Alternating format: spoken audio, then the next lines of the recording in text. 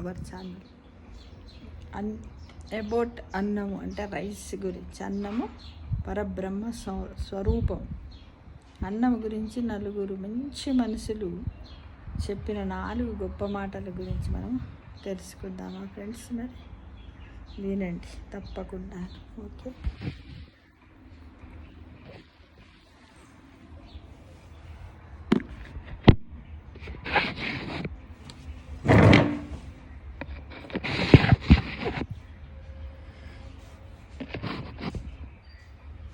ఏంటంటే అన్నము పరబ్రహ్మ స్వరూపం.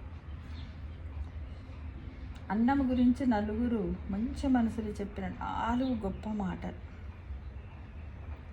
ఆకలి కొన్న వాడికి దేవుడు కనపడేది అన్నము రూపంలోనంట అని ఎవరు చెప్పారు? మహాత్మా గాంధీ అన్నారు.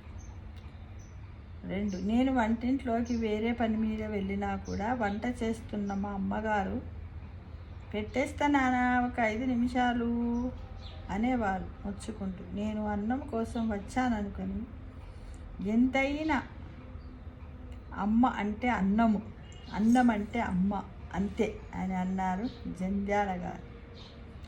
మంచి భోజనము లేని పెళ్ళికి వెళ్ళటము సంతాప సభకి వెళ్ళిన దానితో సమానమట. విశ్వనాథ సత్యనారాయణ గారు అన్నారు అన్నం గురించి. రాళ్ళు తిని అరిగించుకోగల వయస్సులో ఉన్నప్పుడు తినటానికి మరమరాలు కూడా దొరకలేదు. వజ్రాలు వైడూర్యాలు పోగు చేసుకున్న ఈ వయసులో మరమరాలు కూడా అరగట్లేదు. అదే విధి అని రేలంగి వెంకటరామయ్య గారు అన్నారు. 6 రోజులు పస్తులవాడి ఆకలి కన్నా 3 రోజుల పస్తులవాడి ఆకలి మరీ ప్రమాదం. ఆహారము దొరికినప్పుడు ముందు వాన్నే తిననివ్వాలి. 6 రోజుల పస్తులవాడి ఆకలి కన్నా 3 రోజుల పస్తులవాడి ఆకలి మరీ ప్రమాదం.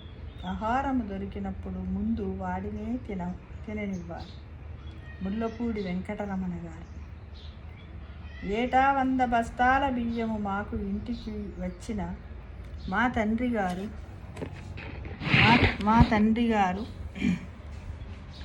అన్నీ మనవి కావు నాయనా అని బీదసాదలకి చేటలతో పంచేవారు. అన్ని మనవి కావు అనటంలో ఉన్న వేదార్థము నాకు పెద్దయితేనే కానీ అర్థము కాలేదు అన్నాడు ఆత్రేయ గారు. అమ్మకి నేను అన్నం పెడుతున్నాను అనటము మూర్ఖత్వం. అమ్మ చేతి అన్నము తింటున్నాను అని చెప్పగలిగిన వాడు ధన్యుడు. చాగంటి కోటేశ్వరరావు గారు.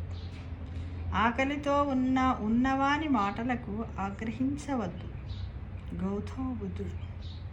ఆత్మీయులతో కలిసి తినే భోజనానికి రుచి ఎక్కువ. చారు కూడా అమృతంలా రుచిస్తుంది. మాత అమృతానందమయ్య. మీ పిల్లలు ఎంత దూరములో ఎక్కడ ఉన్నా వేల పట్టున ఇంత అన్నము తినగలుగుతున్నారంటే అది మీ గొప్ప కాదు, మీ పూర్వీకుల పుణ్యఫలమే అని గుర్తించుకోండి అని అన్నము గురించి నలుగురు నానా రకాలుగా చెప్పారు ఫ్రెండ్స్. కాబట్టి మనము కూడా మన ఇంట్లో ఉన్నటువంటి మనం ఈ వయసులో తెలుసుకుంటున్నాం కాబట్టి మనకప్పుడు చెప్పేవారు లేక మనం ఈ వయసులో తెలుసుకుంటున్నాం. మనకిప్పుడు మనం చెప్పేవాళ్ళం ఉన్నాం కాబట్టి మన ఇంట్లో ఉన్నటువంటి మన మనుమలు మనుమరాళ్ళు